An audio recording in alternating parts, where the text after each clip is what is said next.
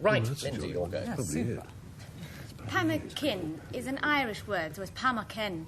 And pammakin was a stone carving or a wooden carving that the ancient Irish used to put on the outsides of their primitive dwellings. And it was sort of humanoid, and sometimes it looked like a child and had a huge pot belly, like nobody here at all, and a big gouging eye, and it was meant to ward off evil spirits. Well, it would ward me off, wouldn't it? Now it's Arthur's go. The correct pronunciation is pamaka, because it's French. And it was one of the many delightful things introduced into America by the French in the 18th century.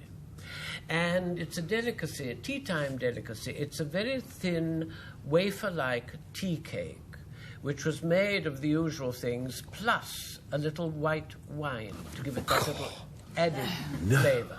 And one doesn't doubt that the Americans then proceeded, that ghastly procedure, to dunk it in their lemon tea, to the horror of the French, I don't doubt. In the 18th century? Little French tea cake.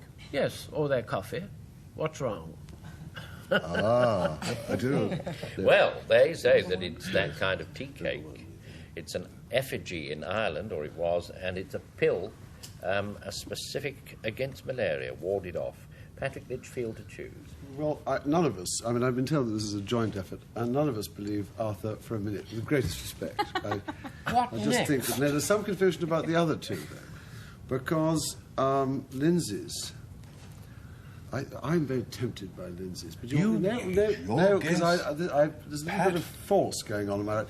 I thought that Robin's thing about the drug for malaria actually was called Paludrin, but my memory doesn't go back quite as far as the last war. But since I've got a lot of muscle on my right. No, take no notice. No, just if you want to come back on the programme again. I would have gone for Lynsey, but we are going collectively for Robin. You coward, you. Oh, weak knee. However, has he done well? Has he not done well? Yes, it was Robin who said that. Was it the pill? Oh, yes, it was.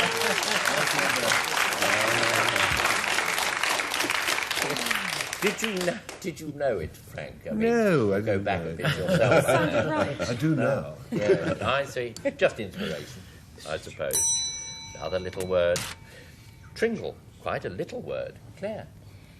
A tringle was a word commonly used in the 17th century, and it means a long and slender rod of wood or metal, and it might be square or round in section. And its most common use, perhaps, that we'd know of, it was in a domestic setting, in fact, the four-poster bed.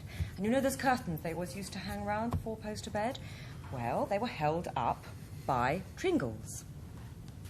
Mm-hmm. What does Frank say? It's quite difficult to explain. It's a thing to do with accessories of clothes, which are not right.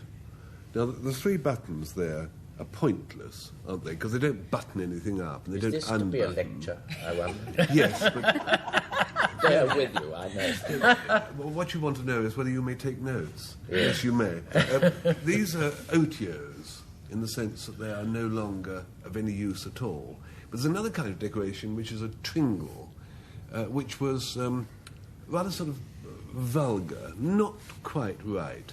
It's a very sort of subtle thing, and it's late Victorian, and the sort of things they'd say, commenting on a lady's dress, would say her tea gown had so many tringles that she looked like a pearly queen. Yeah. What are you laughing at? Oh, you. He's just thinking he needn't have taken the notes after all, I suppose. Patrick, you'll go. Now, if you happen to be an undergraduate at Cambridge University in the 1880s, you might well have attended a tringle, because that was the word that was given by the students to an open-air tutorial that took place either at a picnic or in a punt or anywhere outside, that was given by a certain Don who was at Jesus College, whose name was T.R. Ingle. You may laugh. Surprise. Not T.B., just T.R. Ingle. How fortunate. For him. So it was an outside sort of tutorial. Ah, right. It's this open-air tutorial that Mr. Tringle used to give. Mr. Ingle used to give. It's a slender wooden rod, quite useful, and it's a species of unnecessary, rather mystifying adornment, according to Frank. Lynsey, you have a choice there.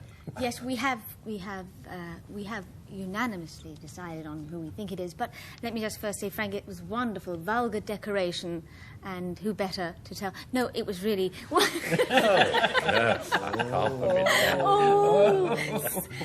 I don't feel it's vulgar decoration belonging to the Victorians.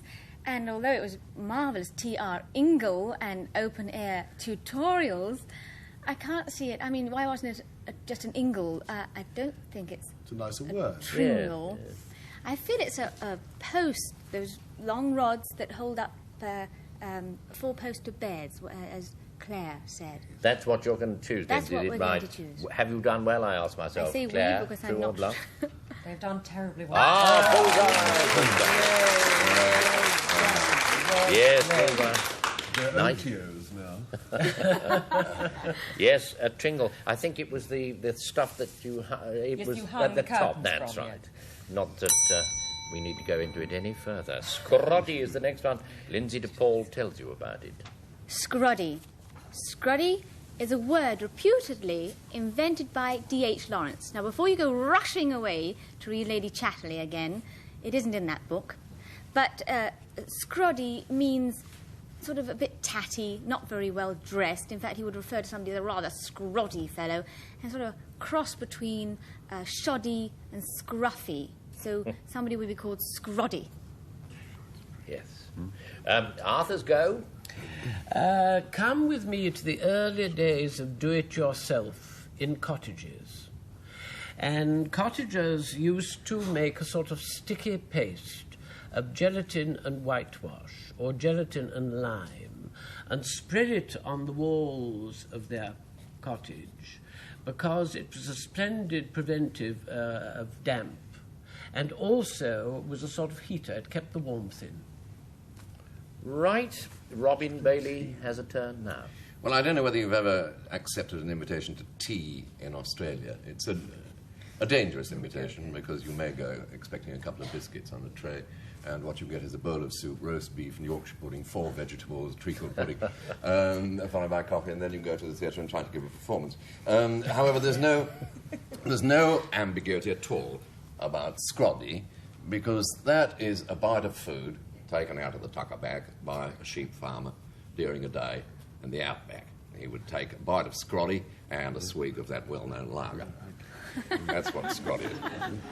So, according to what they say, D.H. Lawrence coined it, or used it, perhaps not coined it, meaning tatty. It's a food to an Australian, a snack, a bite, and it's rather a primitive way of stopping the damp coming into through the cottage wall. So, Claire. Well, we don't go for D.H. Lawrence inventing this scroddy. I mean, either it was around, or it didn't exist in D.H. Lawrence's... Or reputedly. Well, no scroddies there, I don't think. Now, we're sort of undecided between the other two, I have to be honest. We can't make up our minds, at least they're for the Australian snack. And I don't know... Yeah, no, I think the gelatin and whitewash... It sounds too likely. So you're out. Sorry, Arthur. It was... Sorry. Arthur. So I think... No. Sorry, Arthur. All right. No, sorry. You're keeping me on the edge of my seat. Splendid. It's only because I'm undecided. The Australian snack. You are having that. Yes, well, that's what Robin Bailey said. True or bluff? He has to own up to it now. We're wrong. Nothing. No. Who gave the true definition of scroddy? Oh, no, it wasn't. It was Lynsey. Yes. Good old D.H. Lawrence. Sometimes, it's really true. And so scroddy does mean rather tatty, messy, that sort of thing. Kopek